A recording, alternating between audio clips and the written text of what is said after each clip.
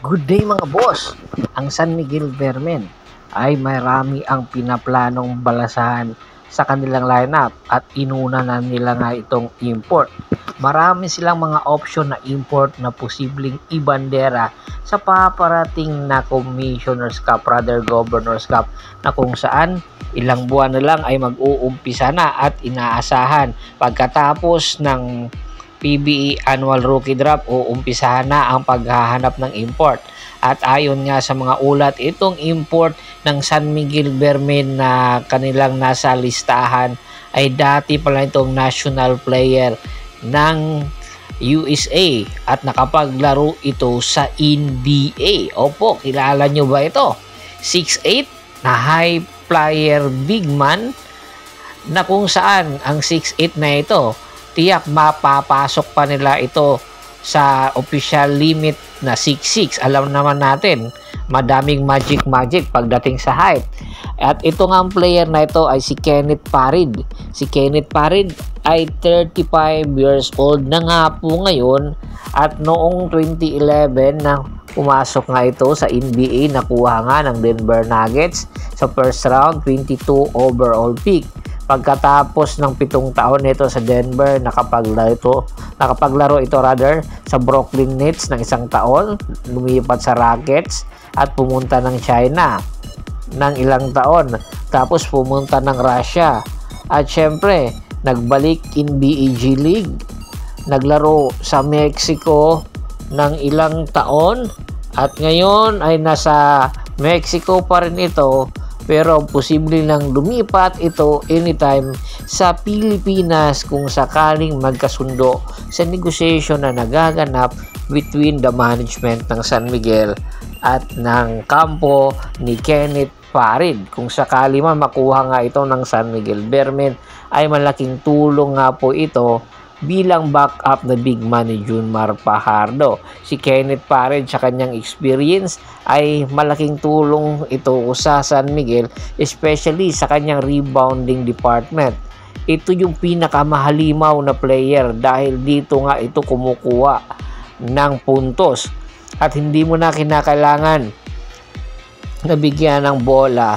Tiyak gagawa ito ng paraan para makapaghanap ng puntos at makatulong sa lineup ng San Miguel Vermen, lalong-lalo na malaki ang posibilidad na yung mga bata at mga bagong import ngayon na darating sa PBA na posibleng magpabilib na naman sa mga fans. Kaya ano sa tingin nyo, babagay ba ito para sa SMB? Samantala itong si Coach Tim ko naman, halatang halata na nililigawan nga niya itong si Carl Tamayo at ibalik sa Pilipinas. Si Carl Tamayo nga po ngayon ay naglalaro para sa Changwon LG Shakers sa Korea at the age of 24 at ang height nito 6'8". Malayo pa ang mararating nitong si Carl.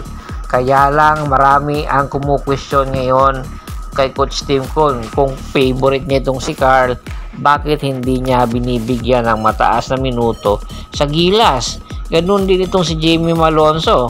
Marami tuloy ang nagsasabi tila yata gustong gantihan ng Hinebra itong si Jamie Malonzo, kaya hindi binibigyan ng playing time ng coach ni Coach Tim Con sa Gilas Pilipinas. Pero wala na tayo doon, balik tayo kay Carl Tamayo. Si Carl Tamayo po, pagpasok niya pa lang ng Korean Basketball League, nakaroon ka dito ng kampyonato sa Rakoyo Golden Kings. Pagkatapos lumipat na ngayon sa LG Seekers.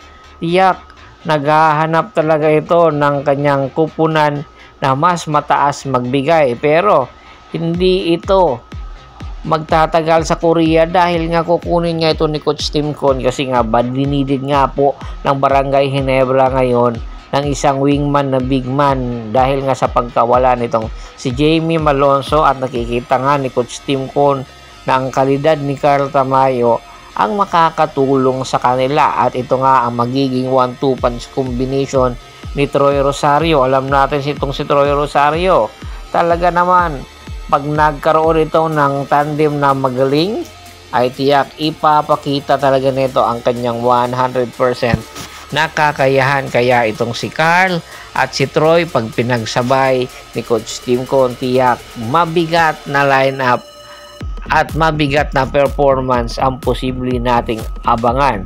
At baka nga gaganti si Coach Tim Con kung sakali man magtapat sila ni Coach Reyes, dahil nga ilang konferensya rin pinahiya ng Barangay Ginebra, rather ng Tropang Giga ang Barangay Ginebra, at hindi nga nakakuha ng kampyonato itong si Coach Tim Con. Kaya ngayon pa lang naghahanda na ang barangay sa mga posibleng i-acquire na player.